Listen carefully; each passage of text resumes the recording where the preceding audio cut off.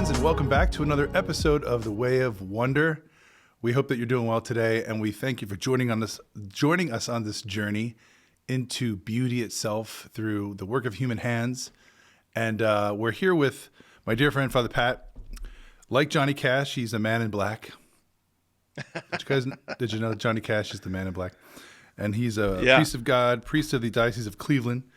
And he's, of course, accompanying me on this journey as we dive in. It's his turn this week to pull from the great vault of beauty some work to bedazzle us and draw us in. We'll do our sort of Lectio Divina as we look at the work and see what it stirs in us.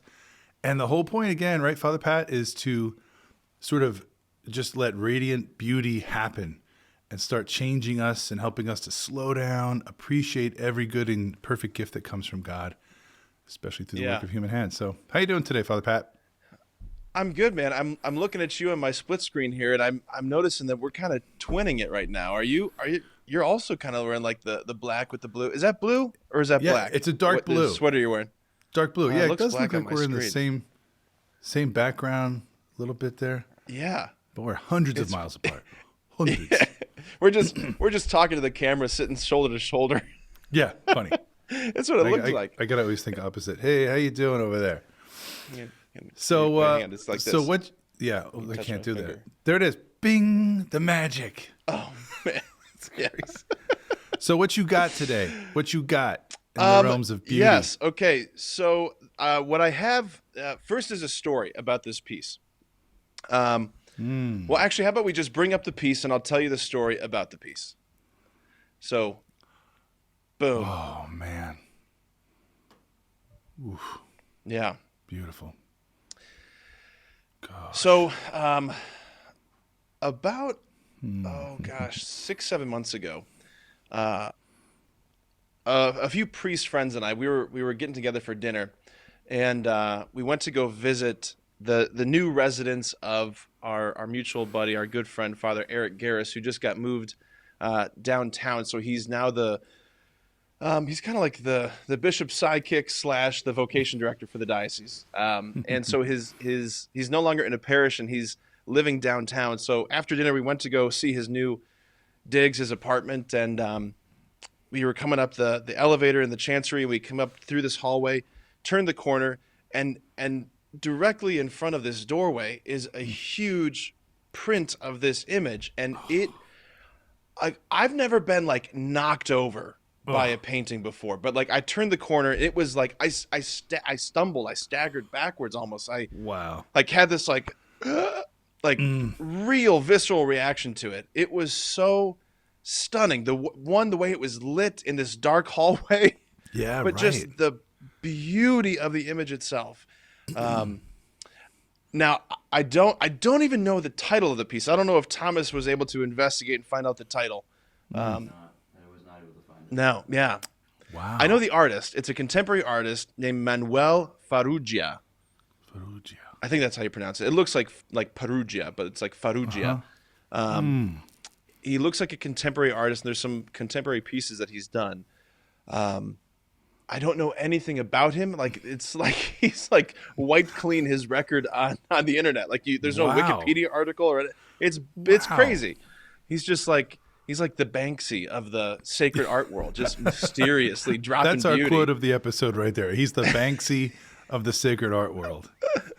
Is this the entire piece, Father Pat? Is this the whole piece?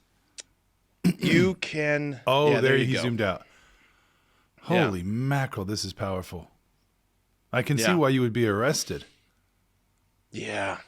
I feel like, and you say it's life size practically? It's very large? I mean, it was big? Yes. Yeah, it's very large. It looks like you're invited to, you could like walk into the space or you're just above it looking into it. Yeah. Yeah. Okay, so this is what I want to do. I'm going to read this quote. And here's the thing. I don't know if we've reflected on this quote before on this show. We might have. Who cares? I got it from, so when I was at the Institute 2 weeks ago for the course, it was a quote that was shared in the course, and I have chewed on it. I preached about it this past weekend at my parish. I know it's a quote that you have reflected on before, but I just wanted to have us chew on this in light of this piece. So Sure. it's a Ratzinger quote. You already got me. You got me at Ratzinger. Okay. In the human dream of a perfect world, holiness is always visualized as untouchability by sin and evil. We tend to think in terms of black and white, to cut out and reject mercilessly whatever we consider negative. But Christ's holiness has expressed itself precisely as mingling with sinners, to the point where he himself was made to be sin. He has drawn sin to himself, made it his lot, and so revealed what true holiness is. Not separation, but union. Not judgment, but redeeming love. Is there not revealed in the unholy holiness of the church, as opposed to man's expectation of purity, God's true holiness, which is love? Love which does not keep its distance in a sort of aristocratic, untouchable purity, but mixes with the dirt of the world in order thus to overcome it. And that's our episode, everybody. Hope you have a great day. Good night, and thanks for watching. Okay. So, let me just say one more word about like this piece too, because it doesn't have a title. Because, you have to infer what he's depicting, right? So, I'm curious to know what you think is being depicted, because I've kind of gone on a little bit of a journey in where my mind is with what I think is being depicted in this. Okay, now that you just said that, I'm on a different path than I was previously. That could be St. Joseph. That's what I think. What you did just then, I thought it was, I assumed right away Gabriel, and I thought, wow, how creative to have Gabriel. I love that, if this is the archangel, that he's beneath, he's like, whoa, what is happening? And he's just down in adoration of the incarnate word now. But this could also be, which is mind-blowing, if it's Gabriel, but it's also could be Joseph, which gives it more of a, it humanizes it, and it's divinized in a whole different way.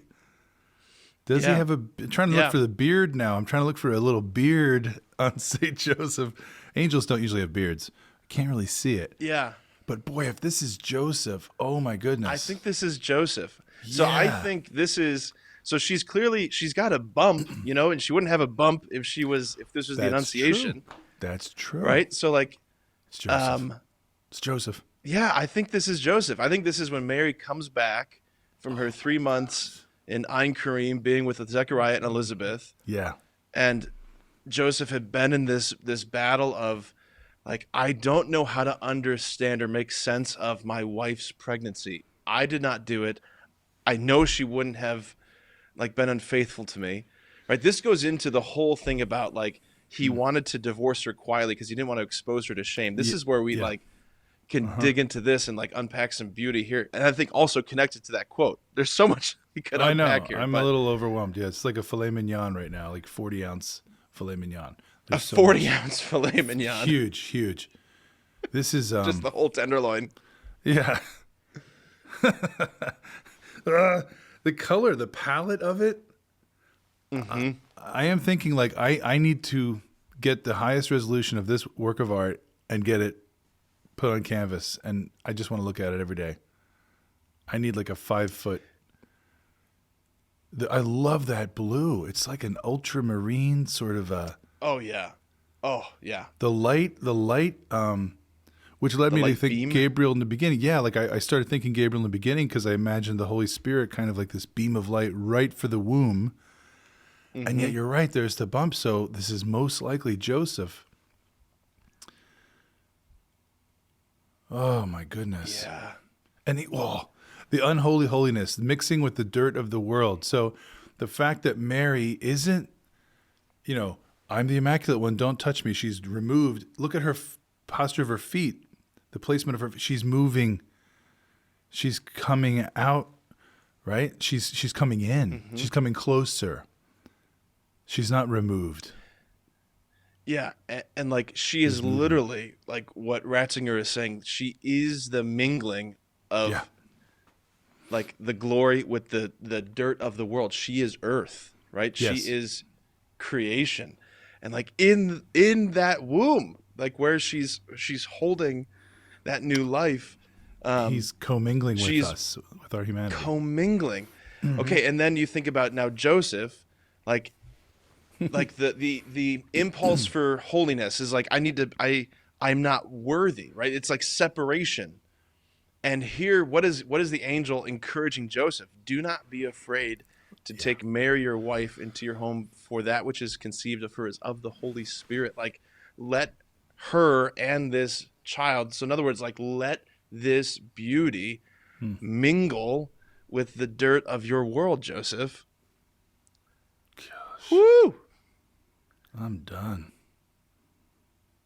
I love how I love his praying hands, like the hands. Look at that. Oh my gosh, this is really good. You got a zinger here this week, Father Pat. Here's my secret. I just keep picking pictures with Mary, I realize. I can't go wrong.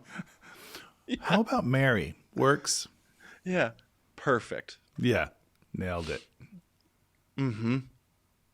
I love that her fingers are so splayed out. Like she just wants to. It's a wonderful position of those hands, just all splayed out, not sort of prim and proper, but just like the magnanimity of what's going on, the commingling of divinity and humanity in her womb. She's just, good grief. Oh my goodness. He's here. I love too how like everything, like all the lines. So like if you zoom back out, Thomas, so like you've got the beam of light aiming right at her womb. You got his hands aiming right up at her womb. Yeah. All the folds of the fabric in her dress go right there. Her hands right there. Like it's all like all like the history of the universe converges in this moment right here in her womb when the treasure came to dwell among earthen vessels, you know? That's a brilliant eye to see. Even like Joseph's right leg is bent, but follow that from the foot to the knee. It kind of goes right into the center. Her leg, right her foot moving her foot that's closer to us. Follow that. It leads your eye. Yeah, it's expertly composed to just take us in, and the lighting, of course, on the hands to just take us in. And it has such a quiet. There's such a quietness. Yeah. It's like that Caravaggio, chiaroscuro kind of. Yeah. Yeah. Wow. This is one of the richest paintings I think we've looked at so far. There's just, in the simplicity is such a depth and mystery that I just want to keep. I feel like I could pray with this so easily. I feel like this calls me into deep prayer so easily than almost anything we've looked at so far. Mm-hmm. I love that her hair is down. Like I don't know if you can zoom in on her hair. I don't know, but like the little wisps. Oh, nice. Oh, gosh. And I love that her arm's exposed. Yeah. The beautiful pale arm there. Holy moly.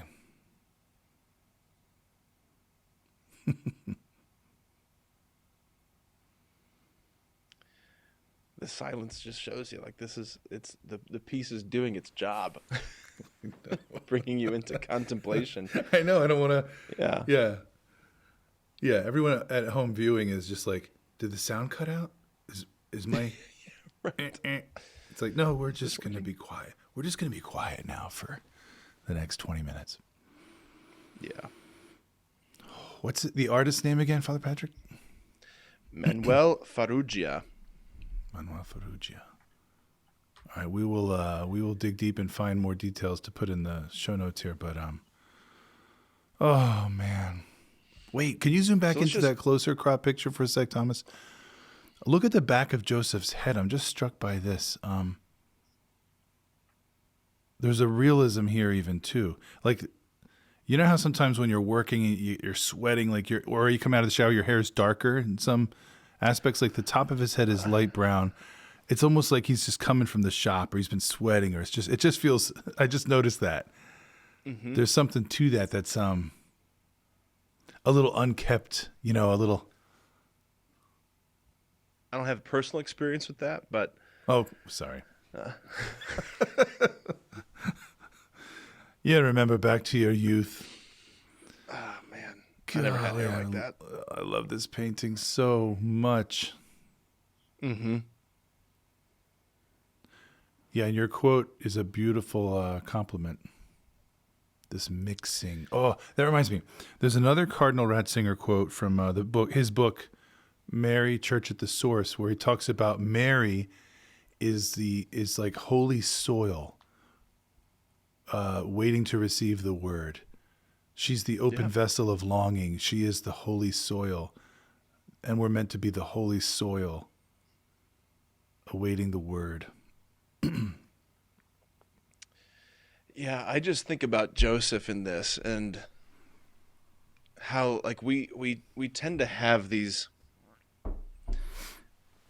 two options between fight and flight, right? Like we tend to go between those when God approaches, like resisting, like you should not come here, right? You should not come near me, or just running in the opposite direction. And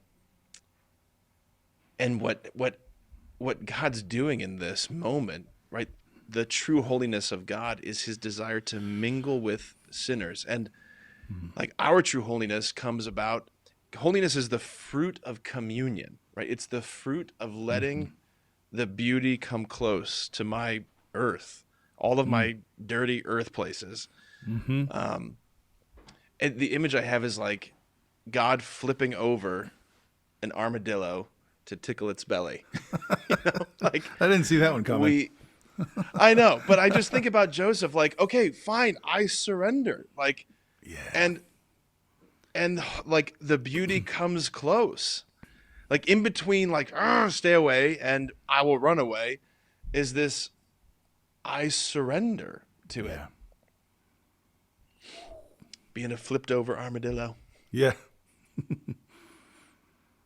He approaches. Look at his feet too. There's no sandals. I'm brought back to the burning bush. Right. Oh, I didn't even notice that detail. Yeah, like remove your sandals, for this is holy ground. Like there's no, because I'm thinking he would have wore. She's wearing sandals, isn't she?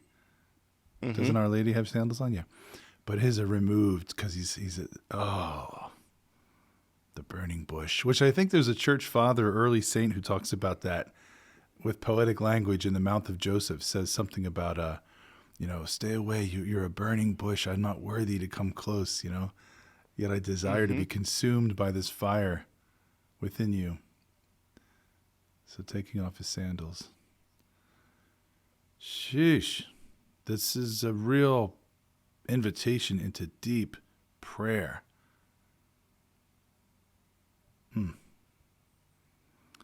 We mentioned this before, but Dr. Jordan Peterson's book, 12 More Rules for Life, his second piece compliment, and he has a whole chapter on beauty. And he talks about getting a painting that is, go and find great art, beautiful art, and he says, put it in a central place in your home and watch the change happen. Everything around you will start to acclimate. I feel like this is, I'm serious about trying to get a reproduction of this, because I feel like this is, I would pause before, every day, leaving and coming back to my home, I would pause before this painting. This would be like my prayerful moment. Yeah. Yeah. Yeah. And there's something, just, I keep thinking of different things, but there's something about the priesthood that is really striking about St. Joseph here. Like, I love, it's like where he's like, it looks like he's wearing an alb, he's got his arm exposed, but he's wearing like this white garment. Yeah. And his hands are like, yeah, like the way that he's like right thumb over left. That's the traditional way that you're supposed to have your hands. Really? While praying the mass, right over left.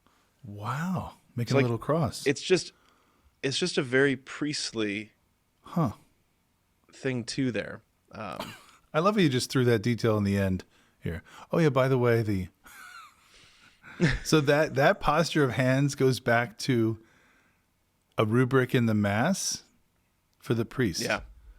Okay. That was I don't think you'd find it in Nova. You wouldn't find that in the Novus Ordo, but you definitely find that in the extraordinary form. Oh. And again, an artist. Yeah, right over left. An artist is intentional. There's nothing, there's initial preliminary sketches, there's composition, there's mapping it out. So that was totally intended. Yeah. Yeah, this is a good one. I'll say. That's like saying the gospel is the good news. This is a good one. Good meaning. This is a good one. Gobsmackingly awesome. Yeah. Yeah. Okay. Gosh, such a great work. What a gift. Mm-hmm. I feel like my, for our listeners tuning in, we always do the steps of Lectio Divina with art. So the Lectio, Oratio, talking about it, the Meditatio, the Contemplatio, pressing more deeply in, and the Actio is an action to take away. I feel like my Actio is Contemplatio. Just go circle right back into, I need to sit still with this painting a little longer. That's my action to take away. Yeah, I'm kind of with you on that. Mm-hmm. Yeah, I think maybe just to apply it, that last little piece about this is like an icon of priesthood or an icon of the Mass, or like an icon of adoration. Oh, like, what are you doing in adoration? This is what you're doing. Yeah. Contemplating, looking within the temple. That's what the word means, right? And she's the temple. And that's right. He's looking within. Yeah. Yeah, and there's the veil. Again, I just want to reiterate just the fact that like what we're doing, what we're talking about, it's utterly like it's not practical, but it's so the fruit of it, like it bears practical fruit, I guess is what I'm saying. Like inviting people to waste time contemplating, looking at this beauty, thinking about this stuff. Yeah, it will affect you, and it will change the way you engage with life, and that's eminently practical. Mm-hmm. Yeah, and we're encouraging everybody, trust this. We talked last episode about the spirituality of wonder, and that's what you're speaking into right now. But I don't know. I mean, it doesn't feel profitable or practical. I mean, there's a lot of stuff we should be doing right now. Trust us. Do the deep dive into the mystery and just be with beauty and watch the fruits that come out. I mean, right away, I'm just thinking it's going to bring me to more attentiveness to the people I meet for the rest of my day, because we're all called to be God bearers in this way, in some way, shape, or form. We're all called to be a Theotokos, a God bearer like Our Lady. So practically speaking, I'm going to slow down and really appreciate the person I see next. Thomas, that's you, by the way, because you're like 5 feet away from me. So just to reverence that young man over there, and reverence the person I see at the top of the stairs. And so a stillness and a reverent awe before the gift of another human being that God wants to unite with and be in communion with makes me more attentive to their own presence and maybe their joys, sorrows, sufferings, pains of their day. So I'm a little more still and attentive to them, which makes for richer conversations and sharing. Yeah. Right. Which makes for stronger bonds of friendship or collaboration. I mean, it's all for human flourishing, right? All of this will unlock human flourishing. That's one of the, I think, immediate fruits of it. Yeah, absolutely. Yeah. There it is. Oh my gosh. And thanks for tuning in today, everyone. Wow. So, Thomas, that is for a win right there. That was great. Okay, so flipped over armadillos. We are all in our core flipped over armadillos that God wants to tickle. So get those crusty shells off. It was classic. That's right. Boy, talk about the sacred and the profane. No, it's all sacred. Beautiful. Oh, so good. Oh, man. So good, so good. Thank you, thank you. That was awesome, awesome painting. We will do our best to find the more details if we can, but we know the artist's name. Yeah. And it's clearly at the beginning of the story, post-Annunciation. What a great work. Thanks, Father Pat. Okay, gang. You bet, Bill. Whoever's been joining us on this episode, this journey, please in the comments, give us your reaction when you look upon this painting and what does it stir in you. We love reading your thoughts and your comments and your impressions of things. Thank you again for watching. Please do like and share these videos if they're really striking you and giving you those fruits of stillness and wonder and just a joy. Like, please share it. Share it with everybody you know. Share it with somebody who maybe has been struggling lately to find joy, to find meaning, to be comforted. Because it's tough. Things are tough. So send a little bit of this joy. We hope that it's comforted you today. So thanks again for tuning in. Father Pat, we'll see you next week. Peace. Peace.